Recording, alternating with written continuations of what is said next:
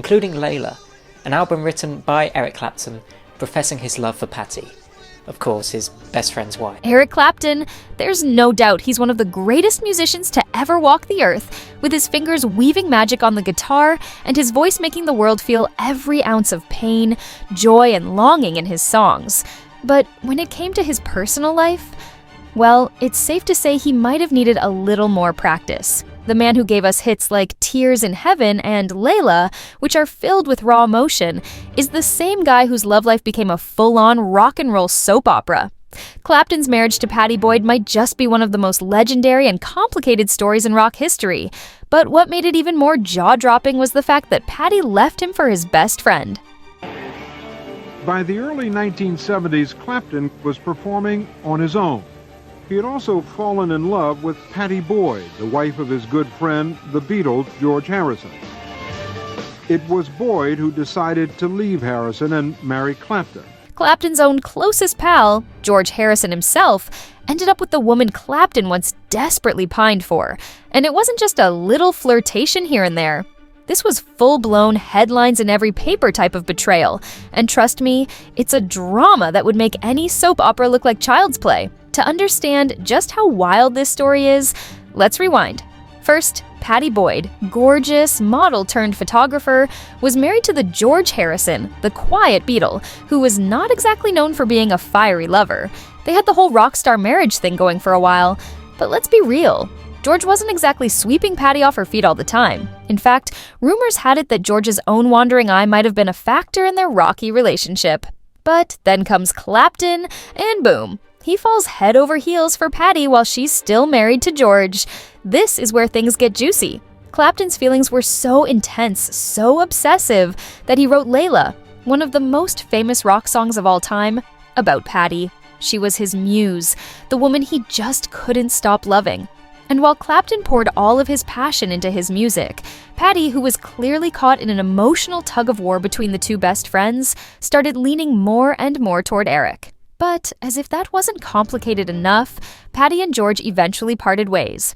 And in what looked like a wild twist of fate, she ended up marrying Clapton.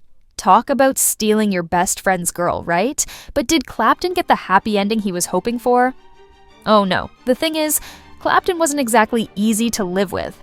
Sure, he had the fame, the fortune, the guitar genius, but behind the curtain, things weren't all sunshine and rainbows. Eric struggled with addiction.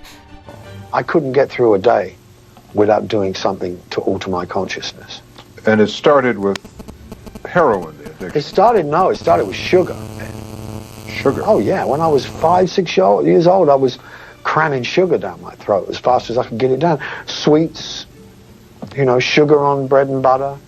I became addicted to sugar because it changed the way I felt. Drugs and alcohol were his demons, and they wreaked havoc on his personal life. While he was off touring the world and becoming a living legend, Patty was stuck at home dealing with Clapton's emotional and physical distance. It was a constant struggle between his brilliance and his flaws. And unfortunately for Patty, the flaws started to outweigh everything else. So what happened? The inevitable, of course. Clapton's demons caught up to him, and Patty found herself not only emotionally exhausted, but probably more than a little fed up. And as fate would have it, she turned to none other than George Harrison, Clapton's very best friend, for support. Now, here's the kicker. Clapton's best friend didn't just comfort her, he ended up with her. Yeah, George Harrison, who had been Clapton's rock and musical companion through thick and thin, swooped in and started a full-blown relationship with Patty. The same woman Clapton had written the song Layla about. The same woman who had left Harrison for Clapton in the first place. Talk about an emotional tornado. The betrayal was so deep, it was almost like something out of a Greek tragedy. And remember, Clapton and Harrison were best friends. They played together in the band Derek and the Dominoes. They made music, toured together, and were supposed to have each other's backs. Instead, Clapton got hit with one of the most soul-crushing blows a person can experience, not only losing the woman he loved, but losing her to the one person he trusted most. Let's not sugarcoat it. Clapton didn't take this news well. In fact, he was devastated. Imagine the man who gave the world Tears in Heaven now sitting in the wreckage of his own life, trying to make sense of how his best friend and his wife could betray him in the most public, humiliating way possible.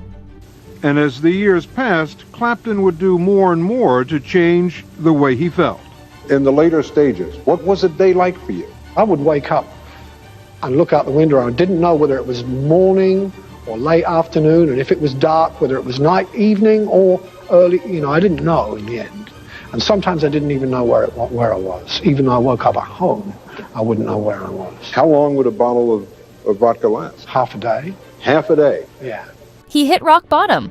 He turned to his music again, and like any true artist, he poured all his pain into his work. He went on to create some of his best-known albums, but they weren't exactly about sunshine and roses. No, they were about heartbreak. Clapton might have been living the rock star dream on stage, but at home, he was crushed, and he wasn't afraid to admit it. But here's the real plot twist. While Clapton's world was falling apart, Patty and George didn't exactly live happily ever after. Their relationship was, as you might imagine, not exactly smooth sailing.